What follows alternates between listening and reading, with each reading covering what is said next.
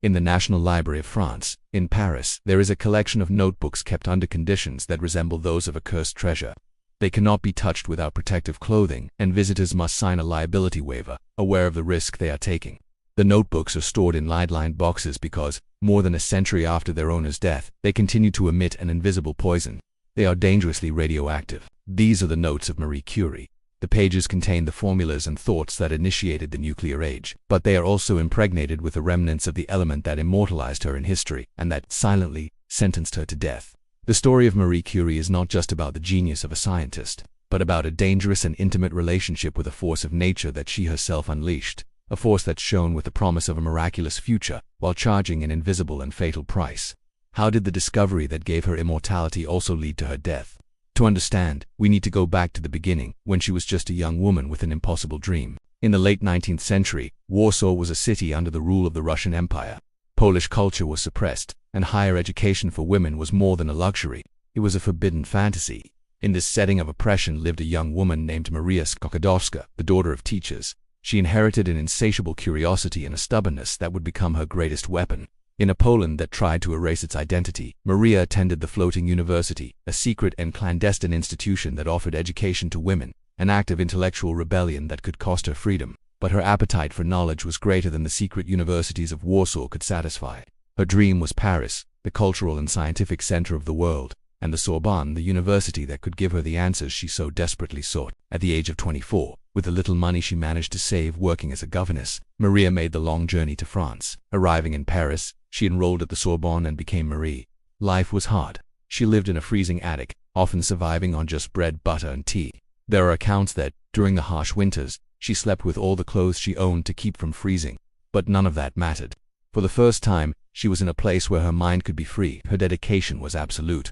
She excelled, graduating first in physics and second in mathematics. Her competence was undeniable. But the world of science was still a closed club for men. She needed a laboratory to conduct her own studies on the magnetic properties of steel, and it was this search that put her on the path of a man who would change her life, Pierre Curie. Pierre was already a respected physicist, known for his work on crystals and magnetism.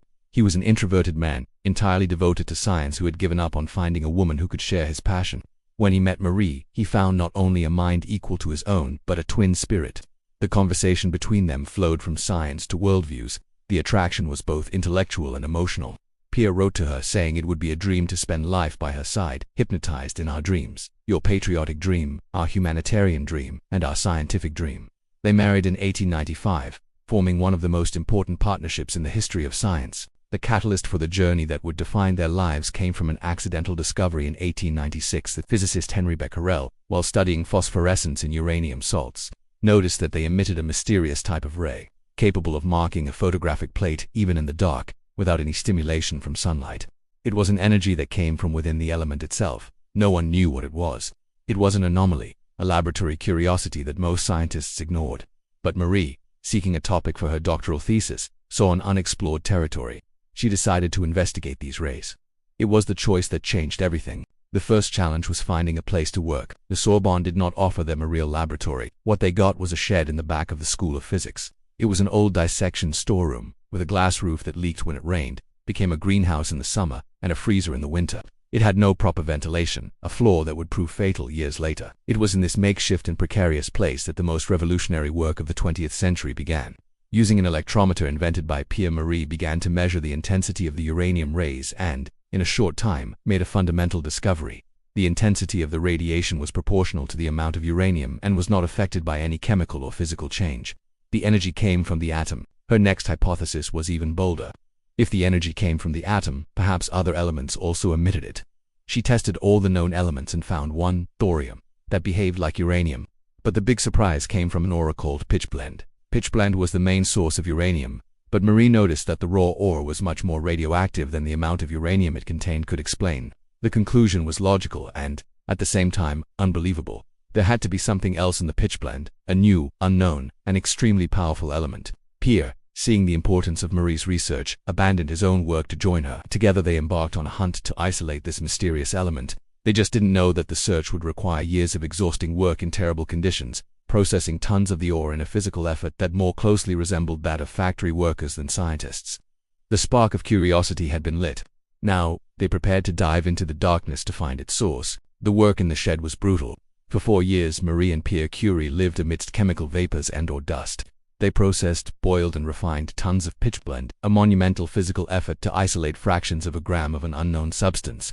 In 1898, they managed to announce the discovery of the first new element, which Marie named polonium, in honor of her oppressed homeland. But they knew there was something else, a substance hundreds of times more radioactive, incredibly difficult to isolate. The search continued, relentless. Finally, in 1902, the moment of victory arrived.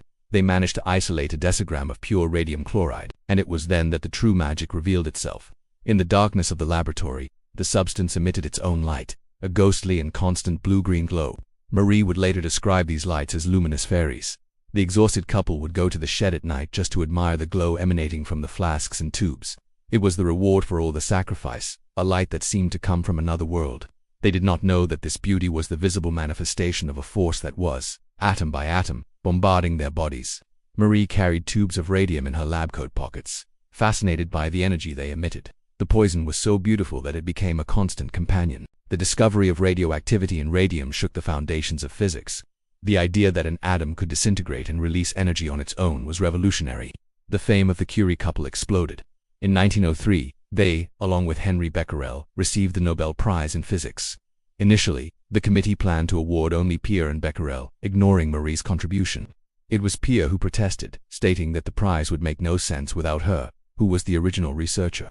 His insistence secured her place in history, making her the first woman to receive a Nobel Prize. Fame, however, came at a cost. Their lives were invaded by journalists and the curious, and the serene work in the laboratory became impossible. But the greatest tragedy was yet to come. In 1906, on a rainy afternoon in Paris, Pierre Curie, distracted while crossing a street, was run over by a horse-drawn carriage and died instantly. Marie's world collapsed. She lost her partner in life, love, and science. In her diary, she wrote of an unbearable emptiness, but her determination prevented her from giving up. The Sorbonne offered her the professorship of her late husband, an unprecedented position for a woman. She accepted and continued the work they had begun together, now as a solitary mission. As Marie delved deeper into her research, the world fell head over heels in love with radium.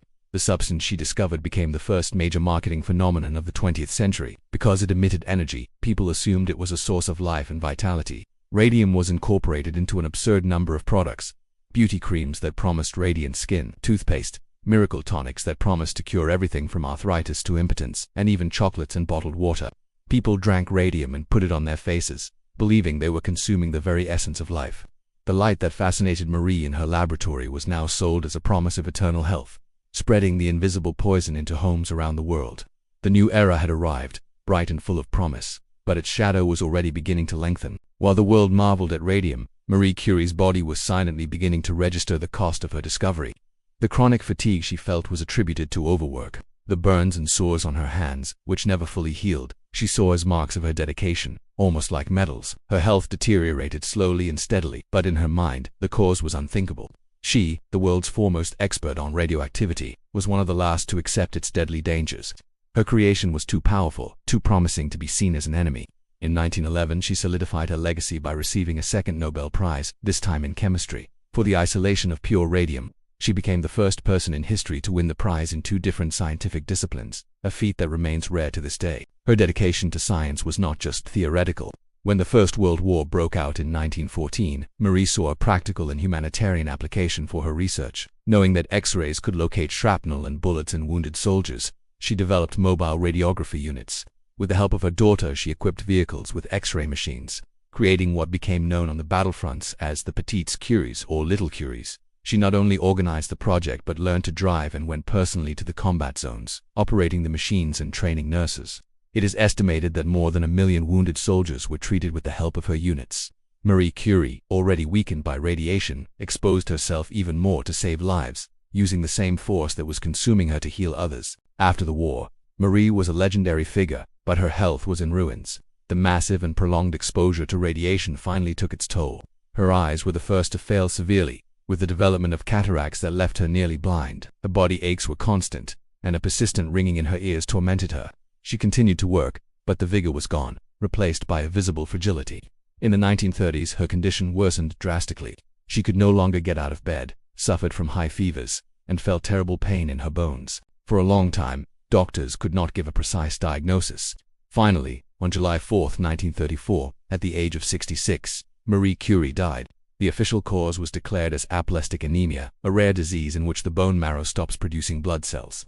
Today, there is no doubt that the condition was caused by her lifelong exposure to radiation. The element she gave to the world, which shone like a promise of life, had destroyed the factory of life within her own body. She was buried in a coffin lined with nearly an inch of lead, a final isolation against the energy she carried with her until the end. Her body, like her notebooks, had become a radioactive artifact, a permanent testament to her dangerous and brilliant legacy. Marie Curie paid the ultimate price for her knowledge. Her story is a chronicle of a sacrifice made in the name of science and human progress. The force she unleashed from a handful of ore opened the doors to a new century.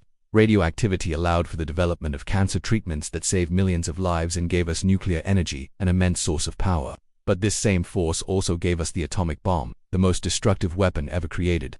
Marie Curie gave us the light, but that light always carried a deep shadow with it. She taught us that knowledge is power, but also that every great force of nature demands respect. A respect that she and her generation learned in the hardest and most tragic way possible. Marie Curie's journey shows us the beauty and danger that can exist in a single discovery. Now we want to hear your opinion. Did you know about the real danger behind the magical glow of radium? What other scientist or historical event carries such a powerful story that it deserves to be told in our next video? The next adventure begins with you.